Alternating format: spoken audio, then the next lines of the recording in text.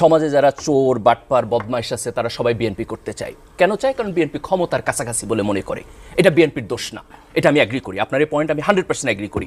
এই লুটপাট করা লোকেরা ওনার পার্টিতে যাবে না, কারণ ছোট। মান্নাবাইয়ের পার্টিতে যাবে না, ছোট, কিন্তু বিএনপিতে যাবে, অ্যাগ্রি করি। কিন্তু পয়েন্ট হলো এটা তো বিএনপির জন্য লায়াবিলিটিস। তাহলে আমাদের একটা সিস্টেম তৈরি করতে হবে বিএনপির মধ্যে, যেই সিস্টেমটা এই রিস্কটাকে মিটিগেট করবে, এইটাকে কমায় নিয়ে আসবে। এই লোকেরা যাতে এসে করাপশন না করতে পারে, সন্ত্রাস না করতে পারে, আমি সেটাকে ডেভেলপ করব। তাহলে আমি কিভাবে করব সেই প্রশ্নটা আপনার তুলতে হবে।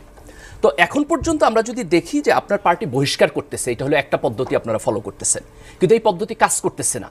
আজকে যে ঘটনাটা ঘটলো মিডফোর্টে, আমার বোধ হয় যে আপনার পার্টির should come to a conclusion. আমি একটু শেষ করি, এই লাইনটা শেষ করি। লাইনটা সেটা হলো বিএনপি এছাড়া কি করতে পারে? বিএনপি কি মারতে পারে?